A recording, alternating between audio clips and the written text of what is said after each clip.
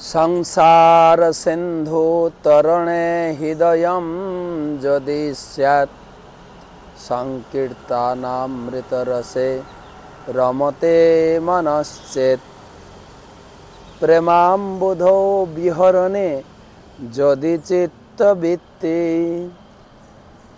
मायापुराक्ष नगरे वसतिं कुरुष्य अनार्पितचरीं चिरात् करुणया अवतीर्ण कलौ समर्पयितुम् उन्नत उज्ज्वलरसां सभक्ति श्रियं हरिपुरट सुन्दरदूती कदम्ब सन्दीपितः सदा हृदय कंदरे स्फुरतु सचिनंदन राधा कृष्ण प्रणय महिमा कीदृशवानैवा साध्य जनाद्भुत मदिरिमा कीदृशवा मदीय सौखाञ्जस्व मदनुभवत कीदृशं वेति लोभा तद्भावाढ्य समजनि सचि गर्भ सिंधौ हरिंदो वंदे अहम श्रीगुरो श्रीजुत पदकमलं श्रीगुरोन् वैष्णवांश्च श्रीरूपं साग्रजातं सहगण रघुनाथान्वितं तं सजीवं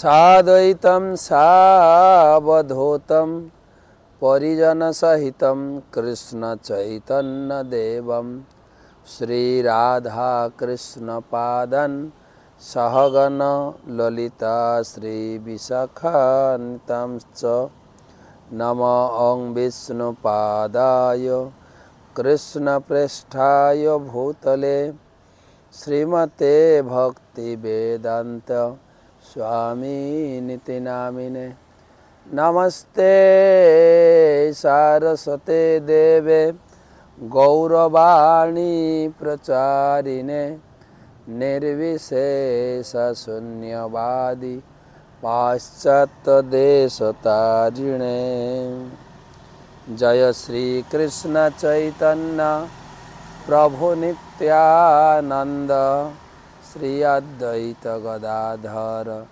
श्रीवासदि श्री गौर भक्तबिंद हरे कृष्णा कृष्णा कृष्णा हरे हरे हरे राम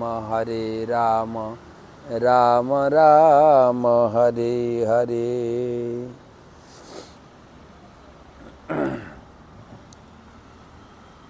सुधी सज्जन मंडली ममतामयी मातृमंडली আমরা শুরু করছি আজকের চৈতন্য সুধা মাধুরী সেমিনার।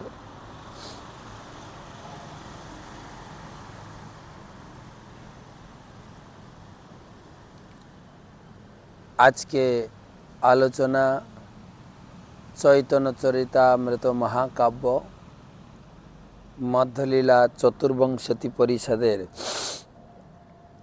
আজকের আলোচনা 113 শ্লোক থেকে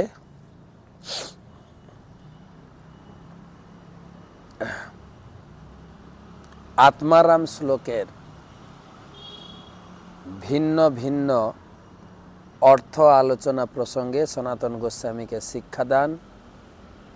আজকে 108তম চৈতন্য সুধা মাধুরী।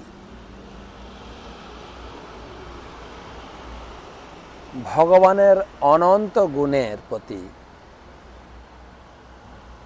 অনন্ত ভক্তবৃন্দ আকৃষ্ট হয় এক এক গুণের দ্বারা।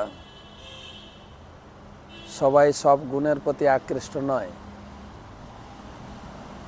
গোপীরা আকৃষ্ট হচ্ছেন ভগবানের দেহের সৌন্দর্যে, সনকাদি ঋষিরা আকৃষ্ট হয়েছেন ভগবানের চরণে অর্পিত পুষ্পের ঘ্রাণে। সুখদেব গোস্বামী আকৃষ্ট হয়েছেন ভাগবতমের শ্লোকে বর্ণিত ভগবানের লীলা মাধুর্যে। পরীক্ষিত আদি সৌনক আদি ঋষিগণ ভগবানের কথা শ্রবণে আকৃষ্ট হয়েছে। তারই পর্যায়ক্রমে আলোচনা প্রসঙ্গে আমরা আলোচনা করব 113 শ্লোক থেকে। প্রথমে সবাইকে জানাই কৃষ্ণ প্রীতি শুভেচ্ছা অভিনন্দন এবং গুরু পাদপদ্মে প্রণাম নিবেদন করে তার অহেতুকী কৃপা আশীর্বাদ প্রার্থনা করি। নমো ওং বিষ্ণু পাদায় কৃষ্ণ পৃষ্ঠায় ভূতলে শ্রীমতে জয় পতাকা স্বামী নীতি নামিনে নমাচার্য পাদায় নিতাই কৃপা প্রদায়িনে গৌর কথা ধামদায় নগর গ্রাম তারিণে।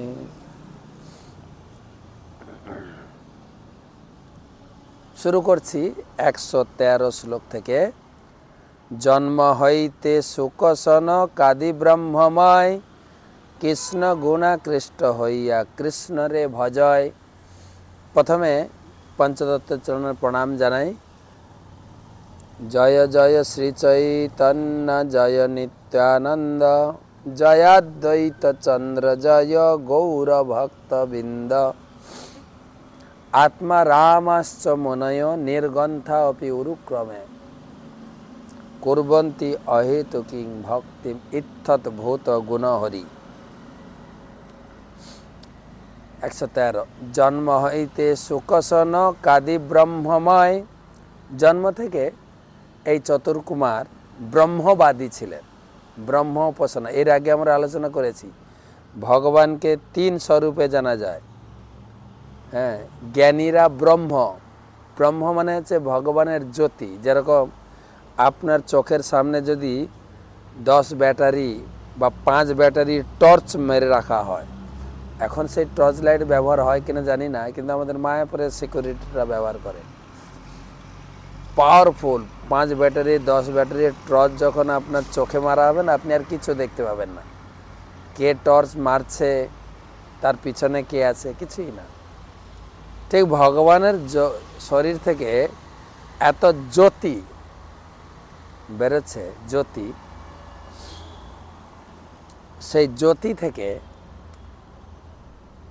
সেই জ্যোতি দেখেই তারা মনে করে ভগবান একজন জ্যোতি, জ্যোতির্ময়, সে ব্রহ্ম। তারপরে পরমাত্মা। প্রত্যেক জীবের হৃদয়ে যে ভগবান পরমাত্মা রূপে আছে। আর 3 নম্বর হচ্ছে ভগবান, যারা শুদ্ধ ভক্তিযোগে ভগবান যেরকম ওই রকমটি দর্শন করে। তো এই চতুর্কুমার সনক, সনাতন, সনন্দ, সনত কুমার, এই 4 জন জন্ম থেকেই ব্রহ্মবাদী, কিন্তু কৃষ্ণ গুণাকৃষ্ট হইয়া কৃষ্ণের ভজয়। কিন্তু ভগবান কৃষ্ণের চরণে তুলসী ঘ্রাণ পেয়ে তারা ভগবানের শুদ্ধ ভক্তি লাভ করলেন। বলছেন, সনকাদের কৃষ্ণ কৃপায় সৌরভে হরে মন গুণাকৃষ্ট হইয়া করে নির্মল ভজন। সনকাদি ঋষিরা ভগবানের চরণের তুলসী। তা আমাদেরও দেখতে হবে, এইসব পড়ে আমরা জানতে পারছি কিসে যে আমাদের প্রাপ্তি হবে। যেরকম না, কিছু লোক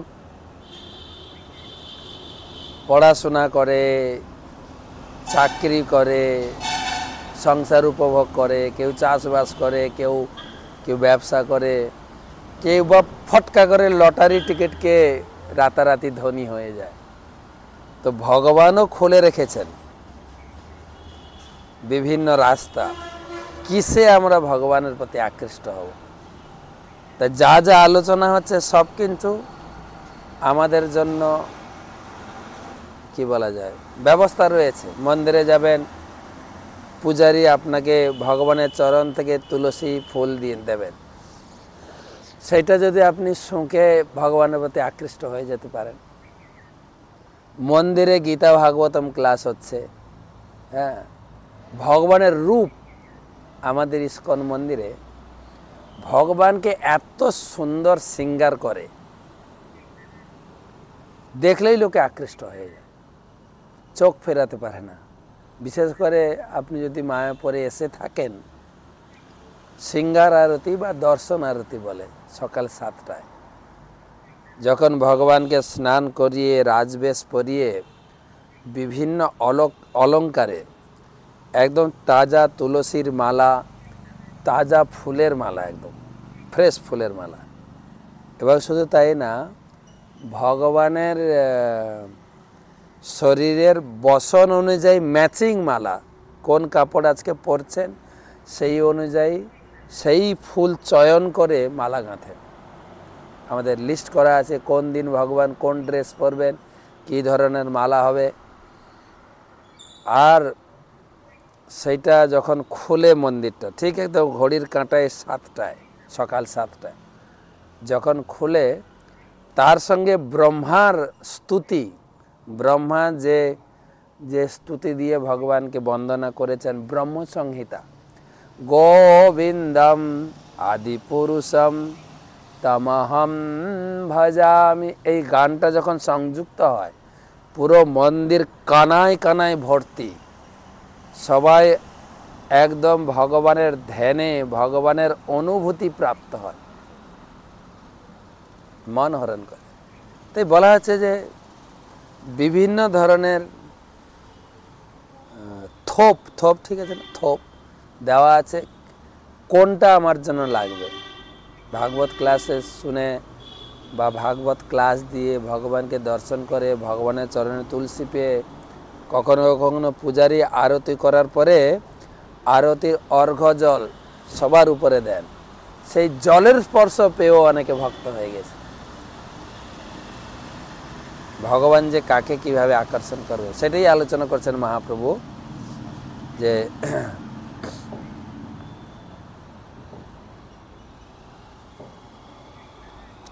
তস্যারবিন্দ নয়নস্য পদারবিন্দ কিঞ্জল্ক মিশ্র তুলসী মকরন্দ বায়ু অন্তর্গত সবিবরেণ চকার তেষাম শঙ্খোবম অক্ষরজুষমপি চিত্তন্ন।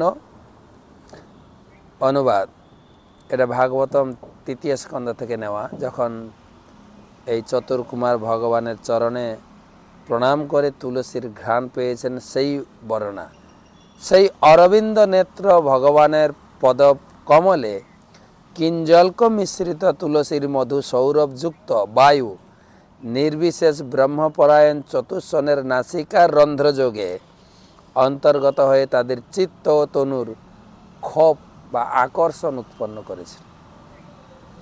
ভগবানের চরণে প্রণাম করেছেন, আবার ভগবানের চরণে যে পুষ্প তুলসী আছে তার ঘ্রাণ নাকে ঢুকেছে, আর তাতেই অভিভূত হয়ে গেছে ভগবত উপলব্ধি।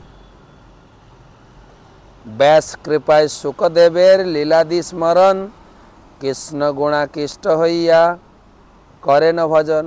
এই সুখদেব গোস্বামী এও ব্রহ্মবাদী ছিলেন, কিন্তু সে কাহিনী তো আপনারা জানেন। যখন সুখদেব গোস্বামী জন্মগ্রহণ করে জঙ্গলে চলে গেলেন, আর ব্যাসদেব সেই ছেলেকে ফিরিয়ে আনার জন্য শিকারীদের 2টো শ্লোক শিখিয়েছিলেন। এগুলো নিয়ে আমি অনেকবার আলোচনা করেছি। অহো বকিজম স্তনকালকূটম জিঘাম স্বয়ং অপ্য সাধ্যি লেভে গতিম ধাতু চিতাম তত অন্য কং বা দয়ালুম শরণং ব্রজেম।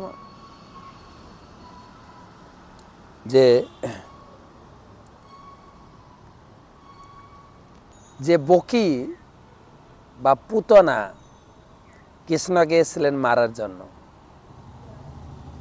কিন্তু কৃষ্ণ তার দুধ পান করেছেন। দুধ পান করে বললেন, হায় রে, এই আমার মা আমাকে দুধ খাইয়েছে, তুমি গোলক বৃন্দাবনে চলো, তুমি আমার মা হয়ে থাকবে। যে কৃষ্ণের শত্রু, তার প্রতি কৃষ্ণের এত করুণা, আর যে ভগবানের ভক্ত হয় সে নাকি। তাই ভক্তিবিনোদ ঠাকুরও আক্ষেপ করেছেন, গোপীনাথ আমি কি দোষের দোষী, অসুর সকল পাইল চরণ বিনোদ থাকিল বসি। আমি পড়ে আছি, অসুরদেরকে আপনি যা কৃপা করেছেন সেইটুকু কৃপা আমাকে করুন কমপক্ষে। তো সেই ভগবানের করুণার প্রতি আকৃষ্ট হয়ে গেলেন সুখদেব গোস্বামী। তার প্রমাণ দিচ্ছেন যখন যখন সৌনকাদি ঋষিরা প্রশ্ন করলেন, হে সুত গোস্বামী, সুখদেব গোস্বামী জন্ম থেকেই ব্রহ্মবাদী ছিল, এই সংসারের প্রতি তার কোনো চাওয়া পাওয়া ছিল না, আসক্তি ছিল না, কিসের আশায় এই 18,000 শ্লোক ভাগবতম কষ্ট করে পড়লেন? তখন সুত গোস্বামী এইটারই উদাহরণ দিয়েছিলেন, হরের গুণাক্ষিপ্তমতি ভগবান বাদরায়ণী অধ্যগাম মহৎ আখ্যানম নিত্যং বিষ্ণুজন প্রিয়। এই ভাগবতমের শ্লোকের চাতুরী মাধুরিমা, কৃষ্ণের গুণমহিমা আকৃষ্ট হয়ে সুখদেব গোস্বামীকে জঙ্গল থেকে খিঁচে নিয়ে এসছে। হরের গুণাক্ষিপ্তমতি, আক্ষিপ্ত মানে আকর্ষণ করে নিয়ে এসছে।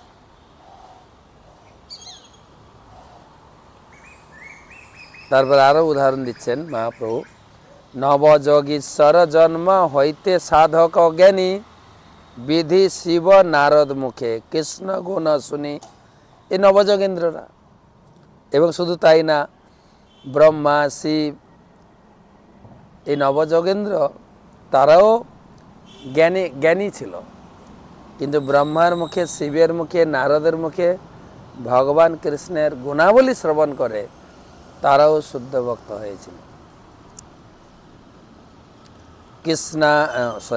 গুণাকৃষ্ট হইয়া করে কৃষ্ণের ভজন, একাদশ স্কন্ধে তার ভক্তি বিবরণ। তারা কৃষ্ণের গুণগান শ্রবণ করে কৃষ্ণের প্রতি আকৃষ্ট হয়েছিলেন, সেটা একাদশ স্কন্ধে লেখা আছে। সেই শ্লোকটা আবার মহাপ্রভু তুলে বর্ণনা করলেন। তবে একটা শ্লোক তিনি মহা উপনিষদ থেকে তিনি বর্ণনা করছেন, অক্লেশাং কমল ভুব প্রবিষ্টম গোষ্ঠীম কুর্বন্ত শ্রুতি শিরসাম শ্রুতিসুতজ্ঞা উত্তুঙ্গম যদুপুর সঙ্গমায় রঙ্গম যোগীন্দ্র পুলকভৃত নবাপ্য বাপু। ব্রহ্মার ক্লেশ শূন্য গোষ্ঠীতে প্রবেশ করে নবযোগেন্দ্র উপনিষদ শ্রবণ করে বেদজ্ঞ পুলকাঙ্ক হয়ে যদুপুরী দ্বারকায় যাওয়ার জন্য রণক্ষেত্র প্রাপ্ত হয়েছিলেন।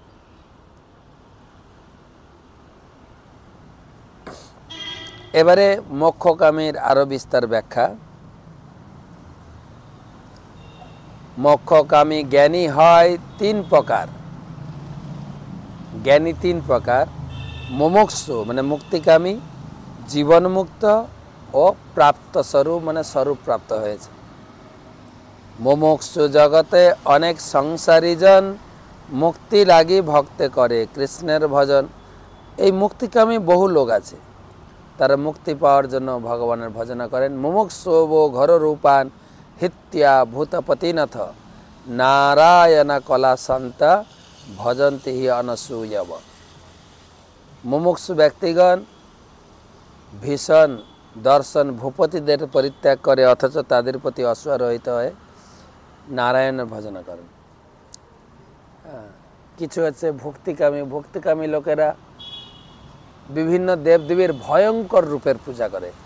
দেবদেবীদের কিছু রূপ আছে খুব ভয়ঙ্কর, শিব ঠাকুরের তাণ্ডব নৃত্য, এমনকি মা দুর্গাও যে জগতে আসেন, মা জগৎ জননী,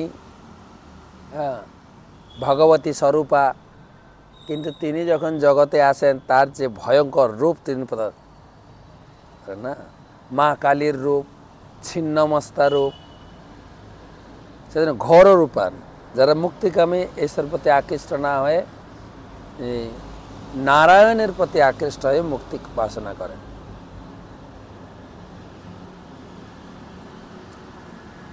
যারা যথাযথভাবে সর্বোচ্চ সিদ্ধি লাভের আকাঙ্ক্ষী তারা অধক্ষজ শ্রী বিষ্ণু বা তার অবতারদের উপাসনা করেন। যারা জড় বিষয়ের প্রতি আসক্ত, সকাম ও অশান্ত তারাই কেবল কালী, কাল ভৈরব আদি দেবদেবীদের উপাসনা করেন। কৃষ্ণ ভক্ত কখনো দেবতাদের অথবা দেব উপাসকের প্রতি অসহায় হন না, অথবা শান্তভাবে নারায়ণ এবং তার ভক্তদের পূজা। সেই সবের সাধু সঙ্গে গুণ স্ফুরায়, কৃষ্ণ ভজন করায়, মুমুক্ষু ছড়ায়। সেই লোকগুলো যারা বিষ্ণুর ভজনা করেন মুক্তি লাভের জন্য, মুমুক্ষু বাসনায়, তারাও সাধু সঙ্গে তারাও ভগবানের প্রতি আকৃষ্ট হয়ে তারা শুদ্ধ ভক্তি লাভ করেছেন, কেবল শুদ্ধ ভক্তি সঙ্গ করে। তো তারও প্রমাণ দেবেন মহাপ্রভু, নিজে এক কাহিনী শোনাবেন পরে। বহুপাত ছোট্ট তাৎপর্য দিয়েছেন। 4 কুমার সুখদেব গোস্বামী, নবযোগেন্দ্র, ব্রহ্মানন্দে মগ্ন ছিলেন এবং কিভাবে তারা কৃষ্ণ ভগবত ভক্ত হয়েছিলেন তা এখানে বর্ণনা হয়েছে। নির্বিশেষবাদী 3 প্রকার, মুমুক্ষু, জীবনমুক্ত, প্রাপ্তস্বরূপ। 3 প্রকার জ্ঞানীকে বলা হয় মোক্ষকামী, মোক্ষাকাঙ্ক্ষী। ভগবত ভক্তের সঙ্গের প্রভাবে এই প্রকার মুমুক্ষু ব্যক্তিরাও ভগবানের ভজন করেন। তাদের এই পরিবর্তনের কারণ ভগবত ভক্তের সঙ্গ। এই কৃষ্ণভাবামৃত আন্দোলনের উদ্দেশ্য হচ্ছে সব রকম মানুষদের ভগবত ভক্তির প্রতি আকৃষ্ট করা, এমনকি অন্নাবিলাসে যুক্ত ব্যক্তিদেরও ভগবত ভক্তদের সঙ্গভাবে ধীরে ধীরে ভগবত ভক্তি সম্পাদিত করে। অহো মহাত্মন বহুদোষ দুষ্ট পেকেন ভাত্তেশ ভবগুণেন সৎসঙ্গমাখ্যেন সুখাবহেন কিতাদ্য নোজেন কিসা মুমুক্ষা। হে মহাত্মা, এই ভব সংসারে বহু দোষ থাকলেও সাধুসঙ্গ রূপ একটি মহাগুণ রয়েছে। এই সুখাব গুণের দ্বারা অদ্য আমাদের মুক্তি বাঞ্ছা দুর্বল হয়ে পড়ল। নারদের সঙ্গে সৌন কাদি মুনিগণ মুমুক্ষু ছাড়িয়া কইলা কৃষ্ণের ভজন। কৃষ্ণের দর্শনে কারো কৃষ্ণের কৃপায় মুমুক্ষু ছাড়িয়া গুণে ভজে তার পায়। নারদের কৃপায় চতুর্কুমার শুদ্ধ কৃষ্ণ ভক্তিতে আকৃষ্ট হয়েছিলেন। কোথাও কোথাও কৃষ্ণের কৃপায় কৃষ্ণের প্রতি আকৃষ্ট হয়েছে। অস্মিন সুখঘন মূর্ত পরমাত্মনি বৃষ্ণি পত্তনেই স্ফুরতি আত্মরাম তয়া মে বৃথাগত তব চিত্তকাল। এই দ্বারকাধামে চিন্ময় আনন্দ ঘন মূর্তি পরমেশ্বর ভগবান শ্রীকৃষ্ণকে দর্শন করে আমার সুখদয় হলো। হায়, নির্বিশেষ ব্রহ্ম উপলব্ধির মাধ্যমে আত্মা উপলব্ধির আনন্দ লাভের চেষ্টায় আমার অনেক দিন বৃথা সময় নষ্ট হয়েছে। জীবন মুক্ত অনেক, সেই 2 ভেদ জানি, ভক্তে জীবন মুক্ত, জ্ঞানে জীবন মুক্ত। 2 ভাগ। ভগবত ভক্তি সম্পাদনের মাধ্যমে জীবন মুক্ত আর জ্ঞানের দ্বারা জীবন। ভক্তে জীবন মুক্ত গুণাকৃষ্ট হইয়া কৃষ্ণ ভজে, শুষ্ক জ্ঞানে জীবন মুক্ত অপরাধ অধমজে। ভক্তির মাধ্যমে যারা জীবন মুক্ত হয়েছেন তারা কৃষ্ণের প্রতি, শ্রীকৃষ্ণের অপ্রাকৃত গুণের দ্বারা আকৃষ্ট হয়ে কৃষ্ণ ভজন করেন। কিন্তু যারা শুষ্ক জ্ঞানের প্রতি, শুষ্ক জ্ঞানে জীবন মুক্ত, তারা অধপতিত হয়। যে অন্য অরবিন্দাক্ষ বিমুক্ত মানিন তৈয়স্ত ভাবাদ বিশুদ্ধ বুদ্ধয় আরোহ্য কৃচ্ছ্রেণ পরং পদম তত পতন্তি অধ অনাদৃত যুষ্মন অঙ্গ্রয়। হে অরবিন্দাক্ষ, যারা বিমুক্ত হয়েছে বলে নিজেকে অভিমান করে, আপনার প্রতি ভক্তিহীন হয়, তাদের বুদ্ধি অবিশুদ্ধ। তারা বহু কৃচ্ছ্র সাধন করে মায়াতীত ব্রহ্মপদ, পরমপদ ব্রহ্ম পর্যন্ত আরোহ করেও আপনার ভজনে অনাদর করার ফলে তারা অধপতিত হয়। ব্রহ্মভূত প্রসন্নাত্মা ন শোচতি ন কাঙ্ক্ষতি সম সর্বেষু ভূতেষু মদ ভক্তি লভতে পরম। ভগবদ্গীতার এই শ্লোক। যিনি ব্রহ্মভূত স্তরে অধিষ্ঠিত হয়েছেন তিনি কোনো কিছুর জন্য শোক বা আকাঙ্ক্ষা করেন না। তিনি সমভাবাপন্ন এবং ভগবত ভক্তি লাভ করেন। অদ্বৈত বিধি পথিকৈরূপাস্যা সানন্দ সিংহাসনলব্ধ দীক্ষা সঠেন কেনাপি বয়ম হটেন দাসী কৃতগোপ বধূ বিটেন। বিল্লমল ঠাকুরের একটা শ্লোক।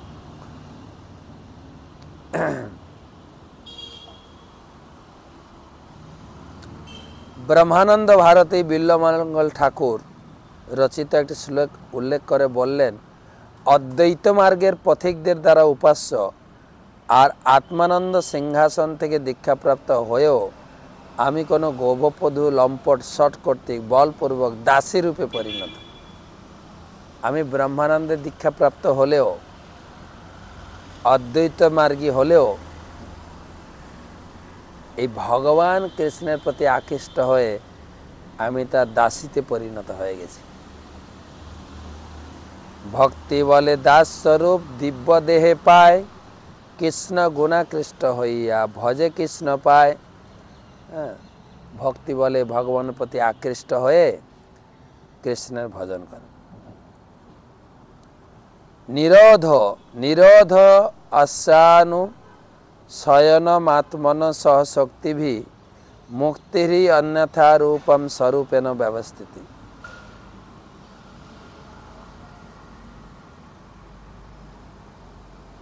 শক্তিগণের সঙ্গে আত্মার অনুশয়নকে জীবের নিরোধ বলা হয়, কিন্তু এই প্রকার রূপ পরিত্যাগ করে স্বরূপে অবস্থান করার নামে মুক্তি। কৃষ্ণ বহির্মুখ দোষে মায়া হইতে ভয়, কৃষ্ণন্মুখ ভক্তি হইতে মায়া মুক্ত হয়। আমরা আগে পড়েছি না যে কেউ যদি কৃষ্ণের প্রতি থেকে দূরে চলে যায় তার মায়া দোষ লেগে যায়, তখন ভগবানকে সে ভুলে যায়। ভয়ম দ্বিতীয় অভিনিবেশতঃ অসাধপেতস বিপর্যয় স্মৃতি তন্মায়ায়তো বুধ আভজত্যম ভক্তৈকশেষম গুরুদেব আত্মা। জীব যখন শ্রীকৃষ্ণের বহিরঙ্গা শক্তি মায়ার দ্বারা আকৃষ্ট হয় তখন তার ভয় আসে, ভগবান থেকে বিচ্ছিন্ন হয়ে পড়ার ফলে তার বিপর্যয়। কিন্তু কৃষ্ণদাস সেই যখন সে নিজেকে যুক্ত করতে পারে আমি কৃষ্ণের দাস, তখন সে ভয় মুক্ত হয়। ভক্তিবিনোদ ঠাকুর তার ভজন গীতিতে লিখেছেন, রাধা কৃষ্ণ বল বল বল রে সবাই, এই শিক্ষা দিয়া স্বপ্ন দিয়া ফিরছে নিচে গৌর নিতাই। রাধা কৃষ্ণ বল বল বল রে সবাই, জীব কৃষ্ণ দাস এই বিশ্বাস করলে তো আর দুঃখ নাই। কে যদি মনে করে আমি ভগবান কৃষ্ণের ভক্ত, ভগবান কৃষ্ণের দাস, সে তো সমস্ত প্রকার দুঃখ থেকে মুক্ত। সেটাই এখানে বলা হয়েছে, দৈবী হেসা মম মায়া, দৈবী হেসা গুণময়ী মম মায়া দূরত্বয়া মামেব যে প্রপদ্যন্তে মায়া মেতাম তরন্তিতে। ভগবান বলছেন আমার মায়া শক্তিকে অতিক্রম করা অত্যন্ত কঠিন, কিন্তু কেউ যখন আমার চরণে আত্মসমর্পণ করে আমি তাকে মায়া মুক্ত করি। ভক্তি বিনু মুক্তি নাহি, ভক্তে মুক্তি হয়। ভগবত ভক্তি ছাড়া মুক্তির কোনো প্রসঙ্গই নেই, আর ভক্তের জ্ঞান ছাড়াও মুক্তি হবে। শ্রেয় স্মৃতিং ভক্তি মুদস্তে বিভো ক্লেশন্তি যে কেবল বোধ লব্ধয়ে তেষামসৌ ক্লেশল এব শিষ্যতে নান্যত যথাস্থূল তুষাবঘাতিনাম। হে ভগবান, তোমাকে ভক্তি করাই সর্বশ্রেষ্ঠ পথ। তা পরিত্যাগ করে কেবল জ্ঞানের আমি ব্রহ্ম, এতে কেবল ক্লেশ লাভ হয়। কিরকম ক্লেশ লাভ হয় না, তুষে ঘা দিলে যেরকম চাল বেরোয় না, এই ভক্তি বাদ দিয়ে কেবল জ্ঞানের অনুশীলন করলে ফল কিছুই হবে না। এই শ্লোকটি আরেকবার মহাপ্রভু কোট করছেন, যে अन्य अरविंदाक्ष विमुक्त मानिन तई अस्तभावात अविशुद्ध बुद्धय आरोहण कृष्णेन परम पदम तत पतन्ति अध अनादृत जुष्मन अंघ्राय। हे अरविंदाक्ष आमी मुक्त हो गेছি বলে এই অভিমান করে যে তোমার ভজনকে অনাদর করে তার পতন অনিবার্য। ज एषां पुरुषं साक्षात् आत्मा प्रभमीश्वरम न भजन्ति अवजानन्ति स्नानद भ्रष्टा पतन्ति अध। এই চার বর্ণাশ্রমের মধ্যে যারা তাদের প্রভু ভগবান বিষ্ণুর সাক্ষাৎ ভজন করে না তাদের নিজের নিজের বর্ণ আশ্রমের অহংকারে তাদের পতন হয়। ভক্তে মুক্তি পাইলেও কৃষ্ণে অবশ্য কৃষ্ণের ভজন, ভক্ত মুক্ত হয়ে গেলেও কৃষ্ণের ভজনা করবেন। মুক্তা অপি লীলয়া বিগ্রহম কীর্তা ভগবন্তম ভজন্তে। নির্বিশেষ ব্রহ্ম সাযুজ্য প্রাপ্ত মুক্তরাও কৃষ্ণলীলা বিগ্রহ তারা ভজন করেন। এই ছয় আত্মারাম কৃষ্ণের ভজয় পৃথক পৃথক চকারে ইহা অপির অর্থ কয়। এই ছয় ধরনের আত্মারাম তারা কৃষ্ণের ভজনা করে। আত্মারামশ্চ অপি, অপি কথাটা বা চ কথাটির এইটাই হচ্ছে মানে আত্মারামাশ্চ অপি করে কৃষ্ণে অহেতুকী ভক্তি মনয় সন্ত ইতি কৃষ্ণ মননে আসক্তি। এই ছয় প্রকার আত্মারামগণ কৃষ্ণে অহেতুকী ভক্তি করেন। মনয় সন্ত শব্দে বোঝান হ্যাঁ তিন প্রকার জ্ঞানী আর তিন প্রকার মুক্তিকামী। নির্গন্থা অবিদ্যাহীন কেহ বিধিহীন যারা যেই যুক্ত সেই অর্থের অধীন। নির্গন্থা অর্থে দুটো অর্থ, অবিদ্যাহীন আর বিধিহীন। যেখানে যে অর্থটি উপযুক্ত হয় সেই অনুসারে তার প্রয়োগ হয়। চ শব্দে করি যদি ইতরেতর অর্থ আর এক অর্থ কয়ে পরম সমর্থ। এই চ শব্দের কথা ব্যাখ্যা আত্মা রামাশ্চ, আত্মা রামাশ্চ করি বার ছয়, পঞ্চ আত্মা রাম ছয় ছকারে লুপ্ত হয়। যদি আত্মারাম শব্দটি ছবার ব্যবহৃত হয়েছে কিন্তু ছয় চকারে পাঁচটি আত্মারাম লুপ্ত রয়েছে। এক আত্মারাম শব্দে অবশেষ রহে, এক আত্মারাম শব্দে ছয় জন কহে। আত্মারাম শব্দটি পুনরাবৃত্তি করার প্রয়োজন হয় না। এই আত্মারাম শব্দের দ্বারাই ছজনকে বোঝানো হয়।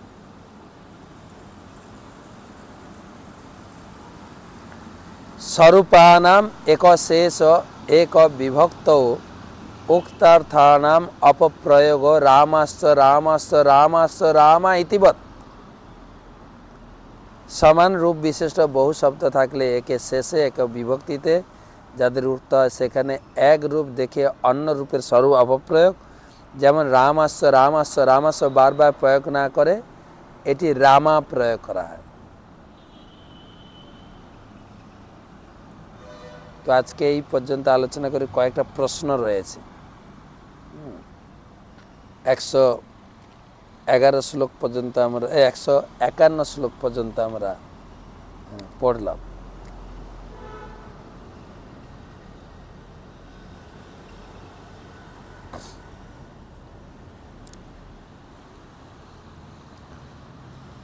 কয়েকটা প্রশ্ন আছে, অনেক দিন ধরে প্রশ্ন উত্তর হয়নি।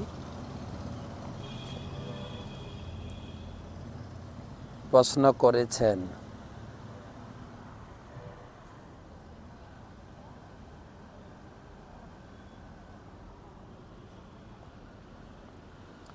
ভগবানের কৃপায় এবং আপনার থেকে পাওয়া শিক্ষা, আপনার আশীর্বাদ নিয়ে ভক্তি পথে এগিয়ে যাওয়ার চেষ্টা করছি। একটু একটু করে ভগবানের যত্ন নেওয়া এবং সেবা করার চেষ্টা করছি, কিন্তু বর্তমানে কাজের চাপে থাকায় আপনার পাঠ প্রতিদিন সম্পূর্ণটা শোনা হচ্ছে না। কিন্তু গীতা কোর্সের গ্রেড 2 এর প্রথম পাঠ পরীক্ষাপত্র জমা দিয়েছি, দ্বিতীয় পত্র জন্য নিয়মিত গীতা পাঠ করছি, কিন্তু বর্তমানে স্ত্রী ও পুত্রর জন্য অধিক বন্ধন অনুভব করছি। আমি কি ভক্তিপথে পিছিয়ে যাব? আপনার কৃপা, শিক্ষা ও আশীর্বাদ যেন আমার উপরে থাকে।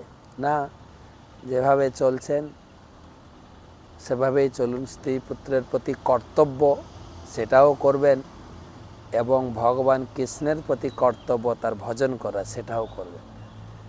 দুটো করুন, ভগবান আপনাকে অবশ্যই কৃপা করবেন, যেটা মহাপ্রভু সনাতন গোস্বামীকে শেখাচ্ছেন। এই প্রসঙ্গেই শেখানো হচ্ছে।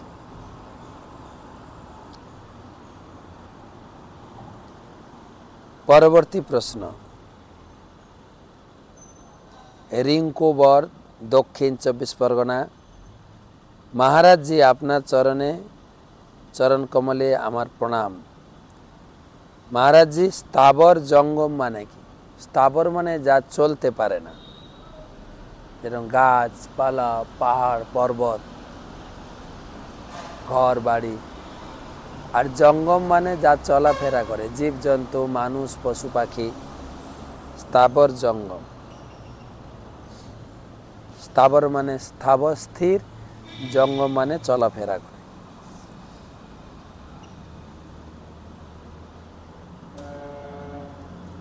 অভিজিৎ দে, অনেকগুলো প্রশ্ন। ভক্তির 5টা লক্ষণ: সাধুসঙ্গ, নাম কীর্তন, ভাগবত শ্রবণ, মথুরবাস, শ্রীমূর্তির সেবা।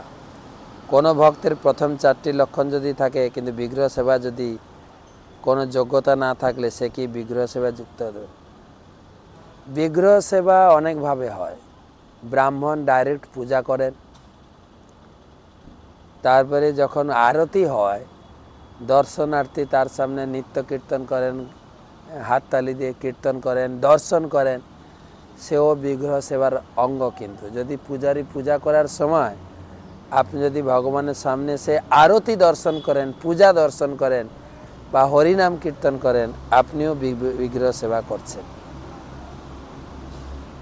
আমার আরেকটি প্রশ্ন, গোপীনাথ গোবিন্দ ঘোষের শ্রাদ্ধ কেন করেছিলেন? অগ্রদ্বীপে কী লীলা হয়েছিল যে গোপীনাথ গোবিন্দ ঘোষের শ্রাদ্ধ করতে হয়েছে? এর অনেক বড় কাহিনী। সংক্ষেপে এটা বলা যায়, চৈতন্য মহাপ্রভু জগতে এসেছিলেন অনেক কিছু শিক্ষা দেওয়ার জন্য, হরিনাম শিক্ষা, প্রকৃত ধর্মের শিক্ষা। সেই সঙ্গে তিনি আরেকটি শিক্ষা দিয়েছেন, বিগ্রহ সাক্ষাৎ ভগবান, বিগ্রহ কোনো পাথর বা মূর্তি নয়। তাই গোবিন্দ ঘোষ মহাপ্রভু নিজের পার্ষদ ছিলেন, নিজের সেবক ছিলেন। মহাপ্রভু একটা বাহানা দেখিয়ে গোবিন্দকে বিয়ে করালেন, বিয়ে করিয়ে বিগ্রহ সেবার ভার দিলেন। আর গোবিন্দ ঘোষের স্ত্রী মারা গেল, গোবিন্দ ঘোষ ভেঙে পড়লেন, তারপরে ছেলে মারা গেল, গোবিন্দ ঘোষ পূজা ছেড়ে দিলেন। তখন ভগবান সাক্ষাৎ কথা বলছেন, গোবিন্দ তোমার এক ছেলে মারা গেছে, আমি তো আছি আরেক ছেলে, তুমি আমাকেও না খাইয়ে মারবে নাকি? তখন গোবিন্দ ঘোষ বলেছিলেন, তুমি আমার ছেলে না তোড়ি? কেন তুমি এরকম ভাবছো? না, ছেলে থাকে মৃত্যুর পরে বাবার শ্রাদ্ধ পিণ্ড দিক কার্যক্রিয়া করে, তুমি কি করবে? বলছে হ্যাঁ আমি করব, তুমি আমার সেবা করো।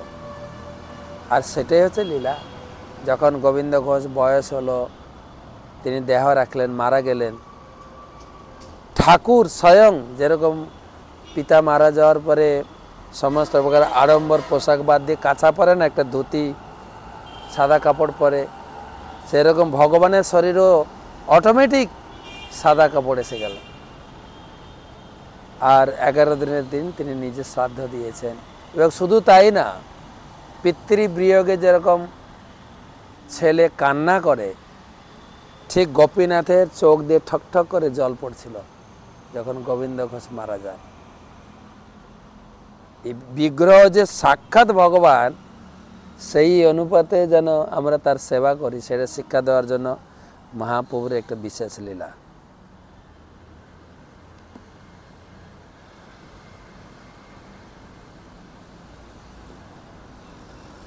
আর একটা প্রশ্ন,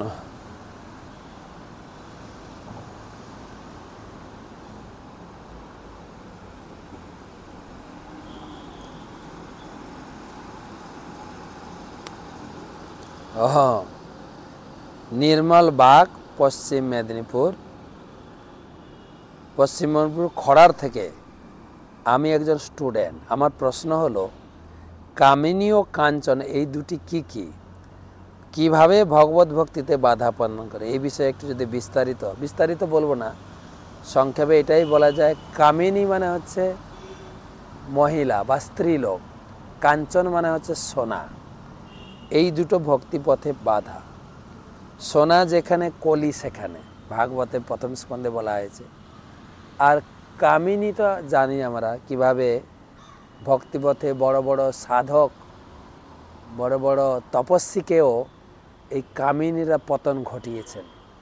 বিশ্বামিত্র মুনি, সৌভরী মুনি, বড় বড় যত মুনিদের পাবেন। তো মহিলা এবং সম্পদ এই দুটো ভক্তি জীবনে বাধা। আমাদের তুলসীদাস বলছেন চলনা চলনা সব কই কহে, সবাই বলছে ভক্তি করো, ভগবত ধামের দিকে চলো, বিরামে পৌঁছে কই, কে ভগবত ধামে পৌঁছাচ্ছে? এক কামিনী আর এক কাঞ্চন, দুর্লভ ঘটিয়াল দুই। সবাই কামিনী কাঞ্চনের বাম্পারে, রাস্তায় যখন স্পিডে গাড়ি চলে বাম্পার থাকে স্পিড কমানোর জন্য, কোনো গাড়ি তো বাম্পারে উঠেই স্টার্ট বন্ধ হয়ে যায়। কিছু লোক স্পিড ব্রেকার পেরিয়ে যাচ্ছে, কিছু লোক বাম্পারে উঠে স্টার্ট বন্ধ হয়ে যাচ্ছে। এইটাই হচ্ছে বাধা। হয়তো ভক্তিপথ থেকে সরে যেতে পারে, নাহলে ভক্তি কিছুটা রুদ্ধ হয়ে যেতে পারে। দুটো, কামিনী মানে হচ্ছে স্ত্রীলোক, আর কাঞ্চন মানে হচ্ছে সোনা বা সম্পদ। তো ঠিক আছে, আজকে এই পর্যন্ত আলোচনা করি। কারো কোনো আরও প্রশ্ন থাকলে আমার হোয়াটসঅ্যাপ নাম্বারে পাঠাবেন। আমার সৌভাগ্য যে আমি এখনও গুরু মহারাজের সান্নিধ্যে রয়েছি। আমরা মাদুরাইতে আছি, দক্ষিণ ভারত, মীনাক্ষী মন্দির, মা দুর্গার মন্দির, যে প্রখ্যাত মীনাক্ষী মন্দির, সেখানে গুরু মহারাজের 2 দিনের, আজকে হয়ে গেল এবং কালকে 2 দিনের ইন্টারন্যাশনাল রিট্রিট, বিশাল হল ঘরে প্রায় কানায় কানায় 5,000 লোক, 4,500 থেকে 5,000-এর মধ্যে বলছে, প্রায় 180 জন দেশি বিদেশি ভক্ত নিয়ে একটা রিট্রিট। কমপক্ষে 13 জন মহারাজ আছেন এখানে, আরও ব্রহ্মচারী, আরও অনেক ভক্তরা। তো 2 দিনের ভরপুর প্রোগ্রাম, গুরু মহারাজের সেমিনার, মহারাজদের সেমিনার, এবং সেই সঙ্গে দেশি বিদেশিদের বিভিন্ন কলা প্রদর্শনী। একজন ভক্ত ম্যাজিক দেখালো, বিদেশি, তারপরে ড্রামা, ভজন কীর্তন, নৃত্য, ভরপুর অভূতপূর্ব প্রোগ্রাম। হ্যাঁ, একটা অনুভূতিমূলক, যা গুরু কৃপায় লাভ করছি। শুভরাত্রি।